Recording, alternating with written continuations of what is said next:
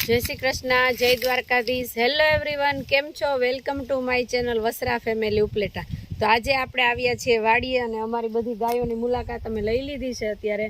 અને હવે આપણે છે સેતુર તોડવાના. આ જો સેતુરનું ઝાડ છે અમારું. એક ઝાડ અહીંયા છે, એક ઝાડ બીજે છે. બંને ઝાડમાં આમાં ઓછા સેતુર છે, આમાં વધારે છે. આને હમણાં કાપી નાખી હતી, પણ સેતુર પાછા આવવા માંડ્યા છે. તો આવા સરસ સેતુર છે અને અત્યારે જો અમારે બધા તોડવાના છે ને ભેગા કરવાના છે ને પછી ઘરે જઈને સેતુરનું આપણે બનાવવાનું છે જ્યુસ. તો આપણે સેતુર ભેગા કરી અને એનું સરસ મજાનું જ્યુસ બનાવવાનું છે. અને જો આ અમારા રાવણાનું ઝાડ છે, પારસ રાવણો છે અને પુષ્કળ લૂમે ઝૂમે ફાલ આવ્યો છે. પક્ષીઓ પણ ખાશે અને કદાચ અમે પણ ખાશું, એટલો ફાલ આવ્યો છે. અને આવી રીતના ચારેય રાવણામાં એટલો ફાલ છે અત્યારે. અને રાવણા પણ ગયા વર્ષે જ આવ્યા છે ને બહુ મીઠા અને સરસ ભરાવદાર રાવણા છે.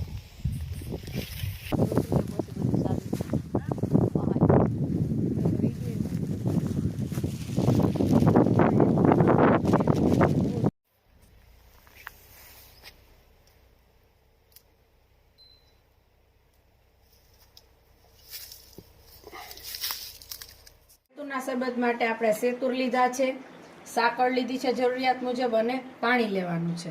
હવે આપણે આ સેતુર જો વધારે ખાટા હોય તો આપણે વધારે સાકર જોશે. અને સેતુર સરસ જો આવા એકદમ મરૂન અને કાળા સુપર હોય તમારે તો ખાંડ, સાકર કે ખાંડ તમે જે વાપરો એ ઓછું જોશે. આ સાકરમાં આપણે જરૂરિયાત મુજબ પાણી એડ કરશું અને ચાસણી થવા માટે મૂકશું. ચાસણી આપણે 1-1.5 તારની લેવાની છે.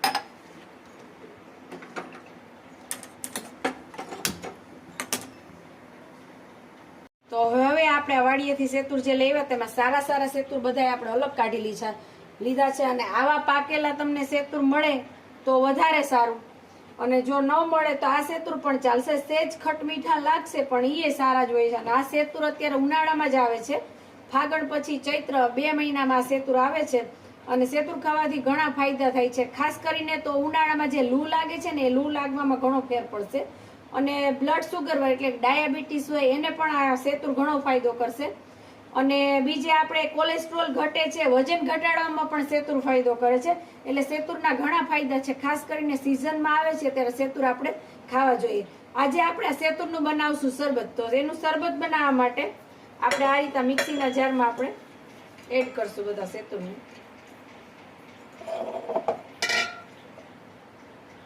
અને આ રીતે આને આપણે ક્રશ કરવાની છે.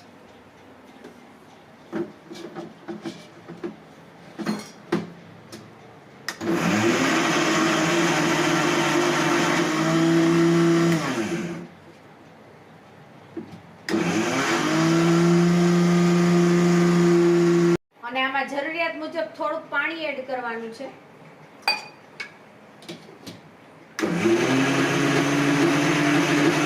હવે આપણા પલ્પ તૈયાર થઈ ગયો છે. અને આવી રીતના આપણે એક ચાળણી લેવાની છે. તમારી પાસે જે સગવડ હોય તે, પ્લાસ્ટિકની હોય, સ્ટીલની હોય એ લઈ અને એમાં આ પલ્પ આપણે નાખવાનો છે અને ચાળી લેવાનું છે. એટલે સરસ જે મિશ્રણનો પલ્પ હશે બધો નીચે આવી જશે ને સેતુરનું જેલ ઉપરનું બધું વધ્યું હોય ઉપર રહી જશે.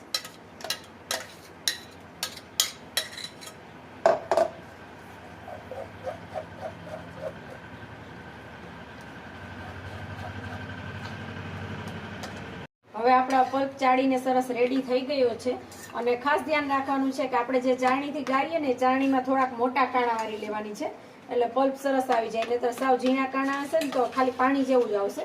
એટલે આવું રબડી જેવું સરસ તૈયાર થઈ જશે. અને આપણે એક ગેસ ઉપર ચાસણી મૂકી હતી, એ પણ હવે 1.5 તારની થઈ ગઈ છે. 1.5 તારની તમારે લેવાની છે આવી રીતના. એટલે આ સરસ તૈયાર થઈ ગઈ છે. હવે આપણે ચાસણીને આમાં એડ કરવાની છે, જરૂરિયાત મુજબ કરવાની છે તમારે. જો તમારા સેતુર ખાટા હશે તો વધારે એડ કરવી જોશે, અને મીઠાશ પડતા હશે તો ચાસણી તમારે ઓછી જોશે.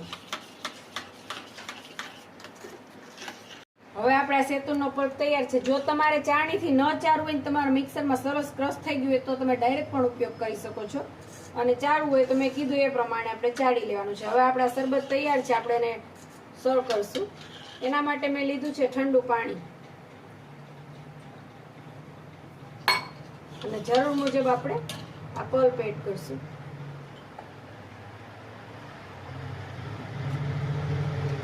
હલાવી લેશું સરસ તૈયાર થઈ જશે.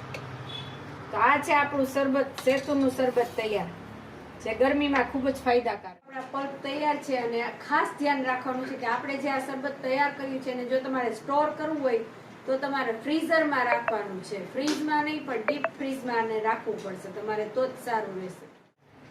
તો અમારા વિડીયો કેવો લાગ્યો એમને કમેન્ટ કરીને કહેજો અને અમારા વિડીયોને લાઈક કરજો, શેર કરજો અને અમારી ચેનલ ઉપર જો તમે નવા હોય તો અમારી ચેનલને સબસ્ક્રાઇબ કરજો. જય શ્રી કૃષ્ણ.